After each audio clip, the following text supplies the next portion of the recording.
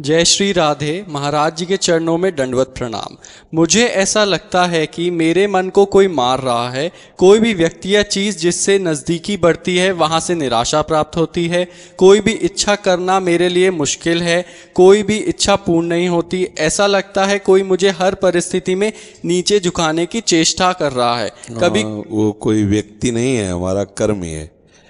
को न काहू के दुख सुख कर दाता, निज कृत कर्म भोग सुन भ्राता।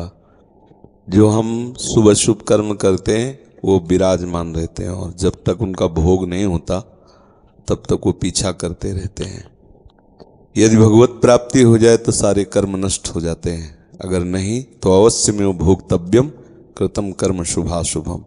भय देना, संशय पैदा कर देना, फंसा देना, नाना प्रकार के क्लेश पैदा कर देना, बिना किसी बात के भावी भय का चिंतन करके भयभीत हो जाना, ये सब बातें कर्म के, हमारे जो पूर्व कर्म हैं वो बिगड़ गए हैं, वो हमें इस जन्म में परेशान कर रहे हैं। अगर उनसे मुक्ति पाना चाहते हो तो एक ही उपाय है, धर्म पूर्वक चलो और खूब नाम जप करो।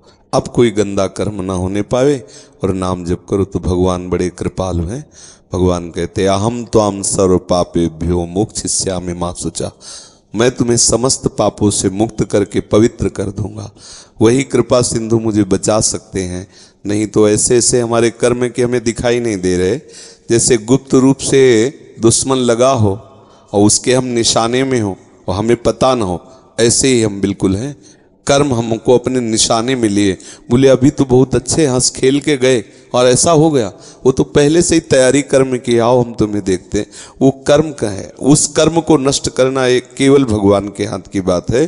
खूब भजन करे, प्रभु से प्रार्थना करे कि मुझे कर्म बंधनों से मुक्त कर दो, क्योंकि ऐसे ऐसे हमसे कर्म हुए कि अगर हम सबका हिसाब भोगने लगे, बहुत जन्म भोगते रहें बराबर तो भी नहीं भोग पाएंगे। तो कृपा करें प्रभु और हमारे कर्म की गोदाम में आग लगा दें, सब भस्म हो जाए तो बात बन सकती है। और ये सब मानना कि कोई हमारे पीछे कुछ लगा दिया है, कुछ ऊपरी चक्कर और भीतरी चक्कर, ये सब बेवकूफ़ी है, इसमें कोई महत्व नहीं है, सब अज्ञान की बातें हैं।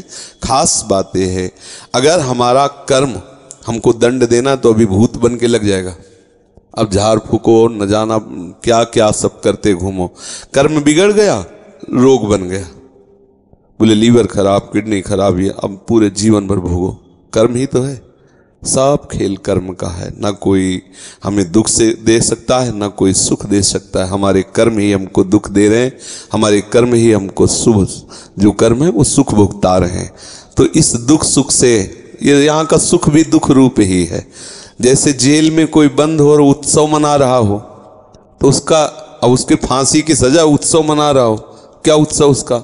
ऐसे ही हम माया की जेल में बंद है, वो बोले आज हमारा बर्थडे, पता नहीं शाम के बर्थडे होगा कि डेथ डे होगा, कोई भरोसा नहीं किस मिनट में क्या हो क्या। तो ऐसे हम जीवन मुक्त जब तक नहीं तब तक क्या सुख। इसलिए बच्चा, कम से कम इतने भाग्य तो तुम्हारे प्रबल हुए कि तुम अपने अंतर की दशा को देख पा रहे हो, अंतर्मुखी हो। बस एकमात्र प्रभु की शरण में होकर उनका नाम जप करो। अब कोई गलती ना होने पावे तो अबलो नशानी अबना न सही हो, ये दृढ़ नियम ले लो तो प्रभु बहुत कृपालु हैं। बहुत, मतलब आप सोच नहीं सकते हो कितने कृपालु हैं। वो सब माफ कर देंगे और वो मालिक हैं, वो ईश्वर हैं। जैसे किसी ने एक जगह प्रश्न में लिखा कि हम मानते ही नहीं कि भगवान है। तुम मानते इसलिए नहीं हो कि अज्ञानी हो, बिना बाप के तुम थोड़ी पैदा हो गए, पिता तो है ही ना। अच्छा, तुम्हारे ना मानने से ऐसा तो नहीं, हम नहीं मानते कि हमारा कोई बाप है, तो तुम्हारी बात मानने थोड़ी होगी। कृति है तो कोई रचने वाला है, कृति माने रचना, इसे प्रकृति कहते हैं। तो बोले सब प्रकृति से है, तो प्रकृति एक रचना है, इस सृष्टि भगवान की एक रचना है, तो इसको रचने वाला भी कोई है। अगर रचना है, मान लो चित्र है तो चित्रकार भी है ना, तो सृष्टि रूपी रचना है तो इसका रचने वाला भी है। अब उसको तुम राम बोलो, कृष्ण बोलो, हरि बोलो, परमात्मा बोलो, ब्रह्म बोलो, जो बोलो, वो है एक, वो है, तुम्हारे ना कहने से नहीं होगा।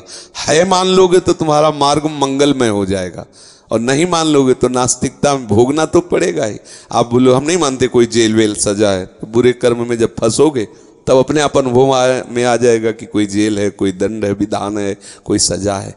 तो इसलिए नाम जप करो, और हो सके संस्कृत पढ़े हो, संस्कृत पढ़ सकते हो, तो श्रीमद् भागवत है ना, उसका भले एक अध्याय संस्कृत से पढ़ो लेकिन उसको पढ़ो। तो श्रीमद् भागवत बहुत जल्दी सारे अशुभ कर्मों को नष्ट कर देते है।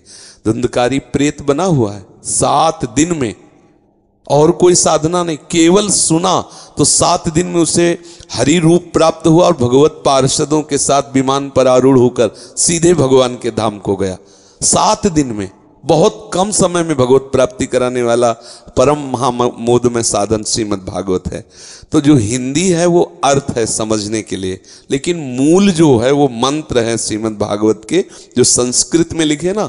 हाँ, अगर अपने न पढ़ पावे तो किसी उत्तम भागवताचार्य से, जिसको संस्कृत का ज्ञान है और जो ईमानदारी से पूरा पाठ करके ठाकुर जी की प्रसन्नता के लिए सुना सके, तो बैठकर 4-5 घंटे रोज सुन ले। 7 दिन किसी भागवताचार्य से पाठ करवा ले संस्कृत से, अपने कुटिया में या जहाँ भी जैसे बने, और नहीं तो स्वयं 1 अध्याय 2 अध्याय रोज पाठ करे। अब ऐसा तो भागवत बहुत कृपा में है, साक्षात श्री कृष्ण का वांग्मय स्वरूप है, सारे अशुभों को नष्ट कर देता है।